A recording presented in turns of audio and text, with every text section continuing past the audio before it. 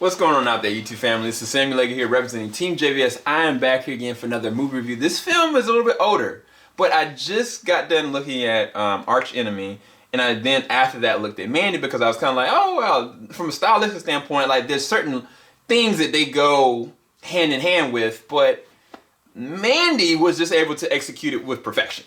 That's literally the only thing I can really say ahead of time. This is an amalgam of a revenge story mixed with horror, mixed with completely out there psychedelic imagery. I don't even know any other way to kind of describe it. But this is the synopsis. The enchanted lives of a couple in a secluded forest is brutally shattered by a nightmarish hippie cult and their biker henchmen propels a man into a spiral, surreal rampage of vengeance. Now, this is the thing about this. So I can give you guys my realization of why I didn't actually review this yet. Back when this was coming out, I was actually at New York Comic Con, or not New York, or San Diego, I can't remember, one or the other. And they were kind of like presenting it, and they were talking about it, and giving a trailer, and then somebody was like, yo, this is great, can you believe a goblin? And like, I saw the first trailer and I was like, man, this looks gorgeous, this looks insane. Like, I was like, is this demonic? I was like, yo, is this like gonna have some goblins? It's like, this some medieval stuff. As soon as somebody said, yo, it's a goblin, I was like, oh, heck no, I ain't watching this. And so I was just terrified to watch it. Even one of my good friends, Jarrell, was telling me, yo, this is so epic. And I actually bought the film. I actually bought it, you know, on Blu-ray when it came out. I was like, eventually I'm gonna talk myself into watching it. Long story short, I finally watched it and it wasn't what I thought it was.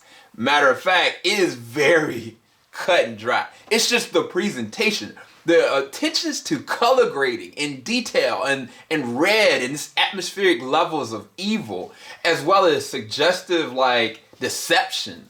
Like there are some maliciously evil things, but it wasn't the type of evil. I thought it was gonna be some like, you know, demonic, like ritualistic stuff going on. But no, it's just some evil, sadistically messed up people. And the premise is really simple, but the way that they project it and everything that happens, it is a very big film. So as far as the cinematography, I think the cinematography was dope. Oh my gosh.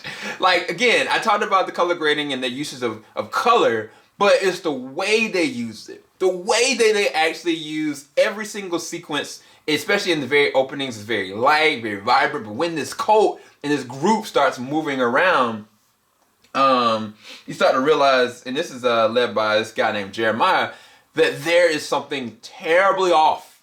And they don't even really show, you know, is this the family? Is this a family this guy's ingraded his life into and using them in a certain kind of way? There's just things you don't know, and that's the beauty of it. But like there are some evil looking creature imagery, and it's kind of like when you first get the first swing of it, you really don't know. You really have no idea what's really going on. It could have been led to believe that there is some supernatural stuff going on. But I was left with the drop in understanding that this is actually a cult and this is a messed up situation that just befalls these innocent people. And even the way, this is the other thing. Oh my gosh. And I'm getting to stuff, I'm all over the place. I apologize. But my man, Nicolas Cage, he murders this. And that's no pun intended. He kills this role in the very first act. Up until a certain point when something terrible happens, he plays this really meek and like, you know, into himself, and like he kind of is like working as a lumberjack person, and he very much so is in love with this girl that he knows, Mandy. Like they really do show like they love each other. Like it's not even on some gross stuff. Like it's, I mean, she's a little weird, and I was like, what she's reading is the subject matter is some weird, you know, suggestive stuff. But I mean, I was kind of like, oh, at the point I realized, okay, they're just really innocent. Like, I was like, he's playing it so well. And then when the tragedy hits, oh my gosh. There's a scene, right, where he's in the bathroom and like, he's wounded really bad, but he's more emotionally and mentally broken, and he starts to drink.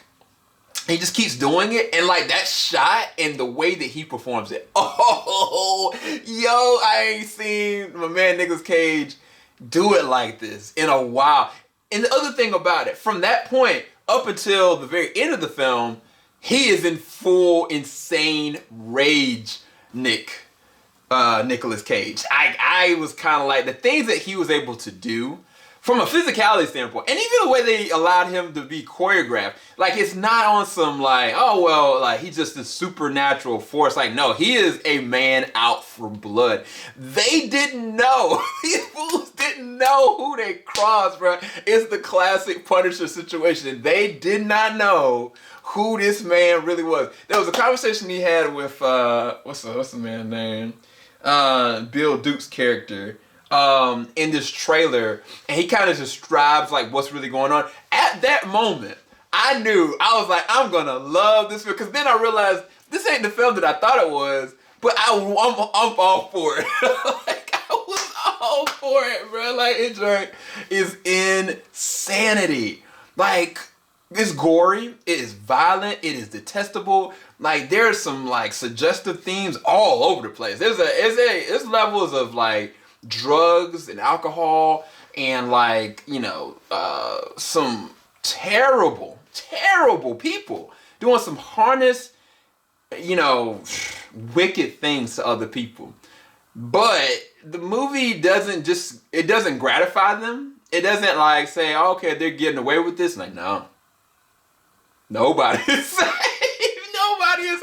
And it is the ultimate revenge story, bro. Like, they go for it. And Nick Cage is all the way there. They allow him to be Nick Cage in every different angle that he can play from a range standpoint. Honestly, since the movie Joe, there's something been going on with Nick Cage where he's just like, I'm gonna embrace it. I'm just gonna go for it. Like, I mean, even take the Spider-Verse, for example. Like, they're playing like the noir Spider-Man. He's going for it. You know what I'm saying? And so I'm all the way here for it. This was directed by Panos, Cosmatos. He's only literally written and directed 2 things, and I haven't even seen the other one. As far as the actors and actresses in this one, it is a couple different ones. It's Andrea Riseborough, it is Linus, Roache, Richard Brake, who's always a bad guy, and then it's like an unknown cast, and it's just like the way that they go for this film. This is one of the better films I've seen from a horror standpoint, from an action revenge horror standpoint. They go for it. Like, I give them all the credit, because I didn't know what this movie was. I don't think I'll ever show my wife this movie. This movie was, it was way dark. And the other thing about it, and this is the sad part. This is real sad part. This was composed by John Johnson. Now, if you don't know his works, all you got to do is look up Arrival, Sicario, and he is an amazing composer. He passed away, I think, right around the same time this film in 2018. And I knew that he scored this one, but this is the thing. His score makes this film, honestly, like dreadful, like horrific. Like, just off of sound alone, he goes for it. Because there's things in the first act where this Cage doesn't really use a lot of verbiage. Like, it's not until a certain point where he really starts to even open his mouth. But up until that point, the things that happen to him, to his friend, and just different stuff that happens, that is just off of the music alone that makes you terrified. And the music is used as a legit horror device, and it is spectacular. It is amazingly shot in different ways. Oh, this is the other thing. This is why I was going to go and make a comparison to the Archangel. I saw Archangel and I was like, oh, okay, this looks kind of like, could have been, you know, different color grading, different stuff. I'm like, whatever, like, cool. I saw enough from the trailer to know that Mandy was kind of similar, but they perfected it. Like, they did this a couple different times. This 2D animation form of just the character Mandy and like what's going on in his mind. Like, why is he continue having bad dreams and stuff like that?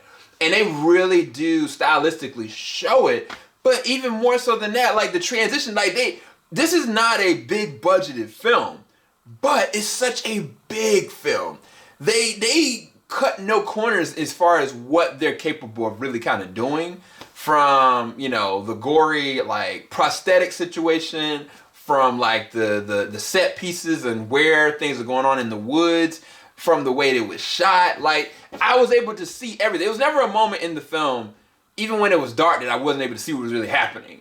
And that is some good cinematography. That is some good work from a directorial standpoint.